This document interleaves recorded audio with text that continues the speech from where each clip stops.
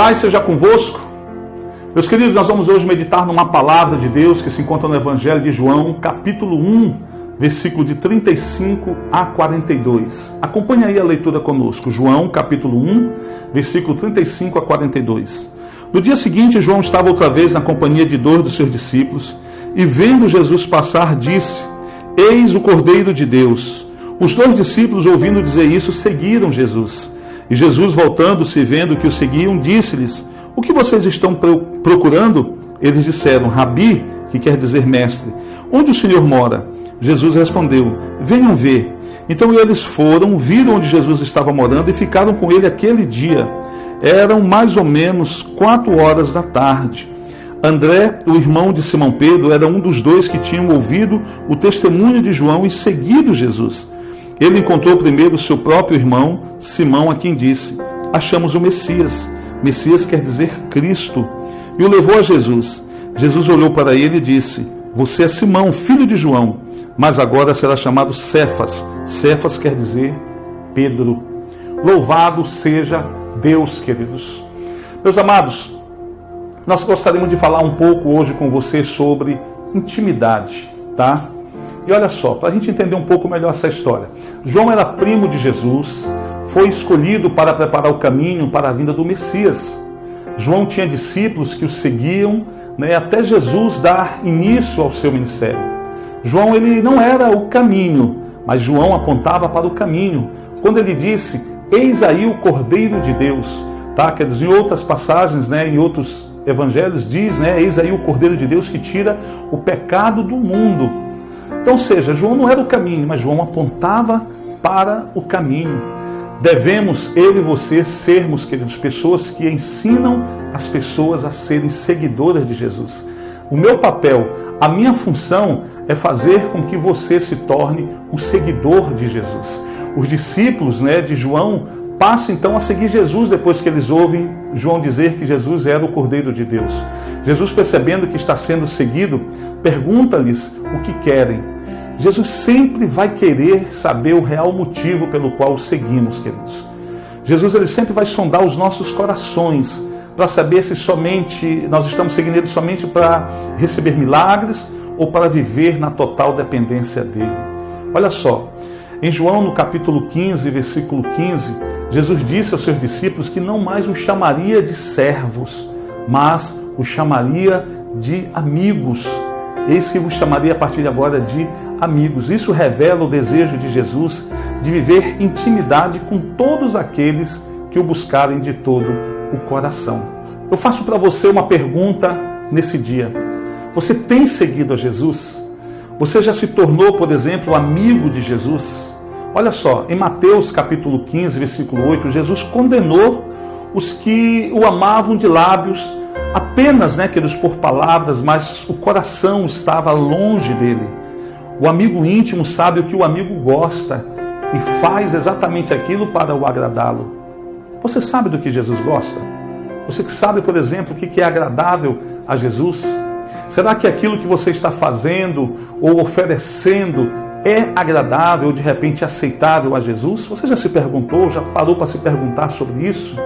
Somente pela palavra de Deus saberemos se a forma que estamos vivendo agrada a Jesus ou não. É a palavra de Deus que vai nos mostrar, queridos, se a nossa vida é agradável ao Senhor ou não. A palavra de Deus, ela vem para nos nortear, nos mostrar exatamente o que nós temos que fazer para nós podermos agradar a Deus.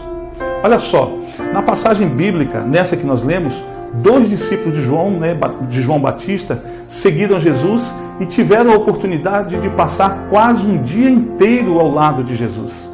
Naquele dia, nenhum milagre aconteceu. Jesus não realizou nenhum milagre. Talvez, queridos, para ver se eles continuariam ao seu lado ou não. Talvez, queridos, Jesus queria saber se eles estariam ali com ele por causa de milagres ou por causa da pessoa dele. Naquele dia, eles conheceram Jesus na sua intimidade. Viram como se vestia, do que gostava de comer e daquilo que ele fazia, queridos, quando não estava realizando nenhum tipo de milagres. Conheceram Jesus na sua intimidade, conheceram Jesus no seu dia a dia, queridos. Às vezes nós conhecemos as pessoas dos altares da igreja. Eu costumo dizer na minha igreja, se você quiser me conhecer, se você quiser saber quem eu sou, pergunte para minha esposa, pergunte para os meus filhos, pergunte para a irmã que faz diárias na minha casa, pergunte para elas como eu sou, pergunte para eles como eu sou. Queridos, não pode ter divergência entre o que somos na igreja e o que somos em casa. Jesus, queridos, mostrou para os discípulos que ele tinha uma vida comum, que ele tomava banho, que ele comia, escovava dente, enfim, uma vida comum, mas uma vida consagrada a Deus. E o resultado dessa vida consagrada a Deus eram os milagres que ele realizava. Naquele dia ele não realizou nenhum milagre, talvez estivesse testando aqueles 2 discípulos. A intimidade de alguém só é revelada para pessoas de sua grande confiança. Jesus, queridos, ele quer nos tornar nesses amigos confiáveis. Todos os que recebem como Senhor e Salvador e passam a viver pela sua vontade, se tornam seus amigos. Você pode se tornar amigo de Jesus. Eu quero fazer para você uma pergunta nesse dia. O que você faria se você tivesse a mesma oportunidade que aqueles 2 discípulos tiveram, de poder passar quase um dia inteiro ao lado de Jesus e, detalhe, não poder pedir coisa alguma de cunho pessoal? Imagina, vou trazer para você um exemplo melhor. É como você estar, por exemplo, na presença do presidente, passar o dia ao lado do presidente da República, ou estar algumas horas com o governador, com o deputado, com o prefeito, com o vereador, com o juiz, sabe, com pessoas de autoridade e que têm poder de fazer alguma coisa por você. Como você reagiria se você estivesse ao lado dessas pessoas, tivesse essa oportunidade, mas não pudesse pedir coisa alguma? Aquele momento que seria, a oportunidade para resolver talvez todos os seus problemas. E ainda assim, o que você faria se você pudesse ter essa oportunidade, mas não pudesse fazer nenhum tipo de pedido de cunho pessoal?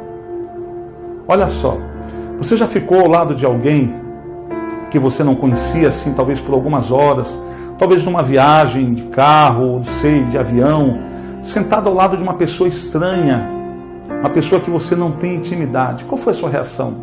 Talvez no início você possa ter puxado algum tipo de assunto, ter conversado alguma coisa, futebol, política, alguma coisa. Mas vai passando o tempo e o assunto vai se esgotando. E quando se esgota, queridos, as pessoas acabam ficando caladas. E começam a levar o olhar para um lugar, para outro, ficam vagando, apreciando a paisagem, apreciando alguma coisa, talvez mexendo no celular, folheando uma revista. Por que isso acontece? Isso acontece porque falta intimidade. Não se conhecem, não sabem, quer dizer, o que conversar. Diferentemente dos namorados, às vezes a gente se pergunta, de onde os namorados tiram tantos assuntos, queridos, para conversar? Porque eles passam algumas horas juntos, depois que cada um vai para sua casa, estão pelo celular, no zap, conversando. De onde eles arranjam tanto assunto? É o amor, queridos, que os une, que faz com que eles puxem assunto um com o outro. Nós percebemos, queridos, que a oração de muitos se resume apenas em pedidos, sem, por exemplo, agradecimento, ou sem perguntar o que o Senhor espera delas ou o que façam. Preste bem atenção. Quando você tem uma intimidade com Jesus, as suas orações se tornam prazerosas e maiores. A oração de muitos se resume apenas em pedir alguma coisa. E depois que terminam de pedir alguma coisa para si, ou pedir a bênção de Deus, elas acabam não tendo mais o que falar. É por isso que muita gente repete orações. Ficam fazendo orações repetidas por longos momentos, porque não sabem o que conversar com Jesus. Jesus não se agrada desse tipo de oração. Ele disse que nós não deveríamos fazer oração como as pessoas, como os fariseus, que faziam longas orações, mas orações repetidas, que não revelava exatamente o que se passava no seu coração. Quando não há intimidade, quer dizer, na minha vida com o Deus que sirvo, eu não passo de um mero religioso. Em João 4,24, o Senhor busca adoradores que o adorem em espírito e em verdade, ou seja, que o conheça e que saiba que lhe agrada conforme a sua palavra. Seja adorador e não religioso. Quando nos tornamos adoradores, queridos, e não meros religiosos, os sinais e frutos nos acompanharão. Olha só, André, um dos seguidores de João Batista, ao retornar daquele encontro especial com Jesus, ele encontra seu irmão Pedro e o leva à presença de Jesus. Quando, queridos, nós provamos a intimidade com Jesus, o único desejo que passamos a ter é que todos possam experimentar aquilo que nós provamos, aquilo que nós experimentamos. Essa experiência de viver na presença do Senhor nos faz, queridos, nos leva a trazer outras pessoas à presença de Deus, para que eles possam experimentar aquilo que nós também já experimentamos. Nós passamos então a desejar levar amigos, familiares e às vezes até desconhecidos mesmos à presença de Jesus. Viver na presença de Jesus é algo tão prazeroso que sentimos um imenso desejo de compartilhar com outros.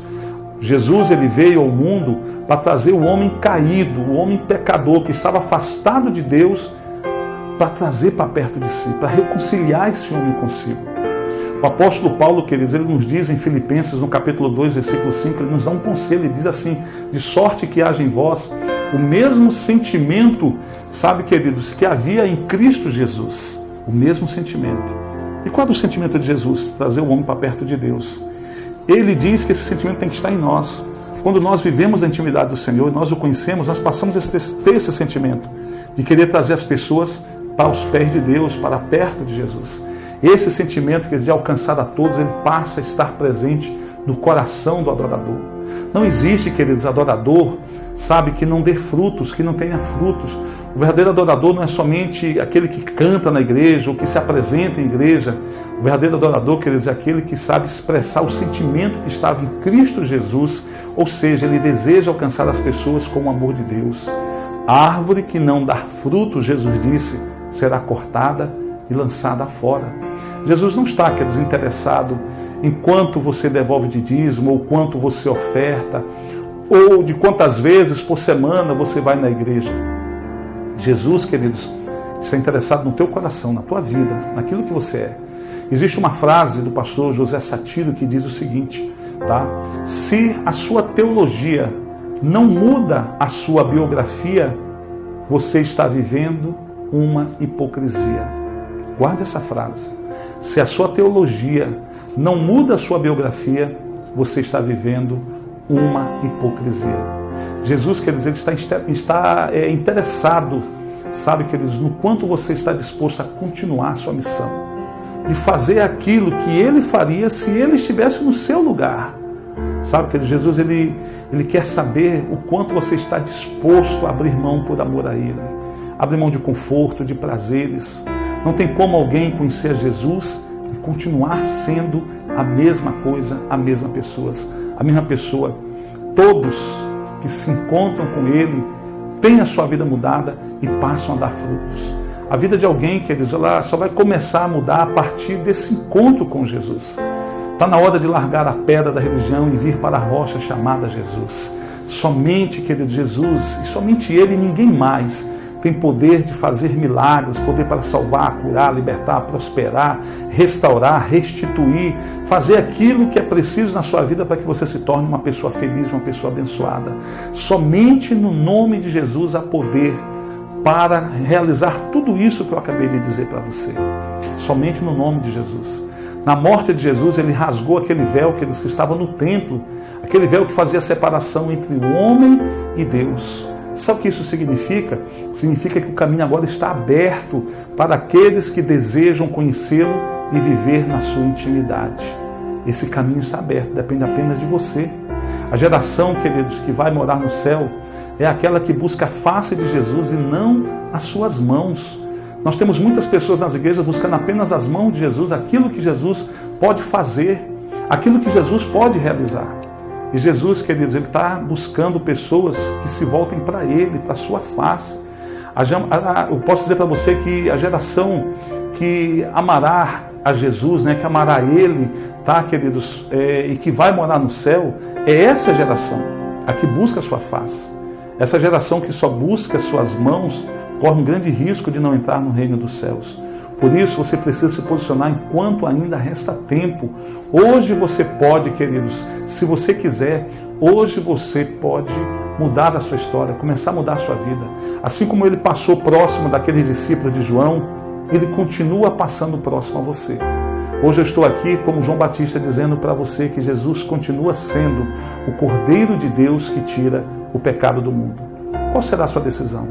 Ficar onde está? Fazendo a mesma coisa ou vai começar a segui-lo?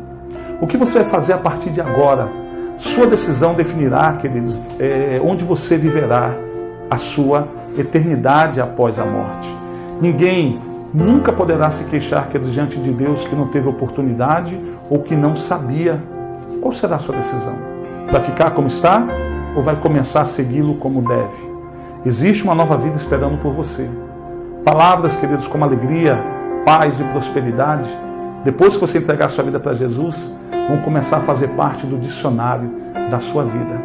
Eu termino aqui essa mensagem desejando para você que o Senhor te abençoe e te guarde, o Senhor faça resplandecer o seu rosto sobre você e tenha misericórdia de ti, e que o Senhor sobre ti levante o seu rosto e te dê a paz. Guarde essa palavra. Você precisa tomar uma decisão hoje. Vai ficar onde está ou vai começar a seguir a Jesus? Que Deus te abençoe. Amém? Eu quero agora orar por você, pela sua casa, pela sua família, em nome de Jesus. Senhor, meu Deus e meu Pai, em nome do Teu Filho amado, nosso Senhor e Salvador Jesus Cristo, eu quero agradecer, meu Deus, o Senhor, Pai, por essa palavra e pedir, meu Deus, que Tu possas abençoar os Teus filhos que me assistem, meu Pai, que me acompanham. Ajuda-os, meu Deus, a tomar essa decisão contigo. Meu Deus, que eles não fiquem, meu Pai amado, apenas na expectativa, mas que eles possam realmente se decidir pelo Senhor. Seguir a Ti, meu Deus, é encontrar a paz, a felicidade, a salvação, a alegria. Meu Deus, não existe coisa melhor do que seguir ao Senhor e viver para Ti, Te conhecer na Tua intimidade. Ajuda os Teus filhos, meu Deus, a largarem a religião e passarem, meu Deus, a viver de vida íntima com o Senhor.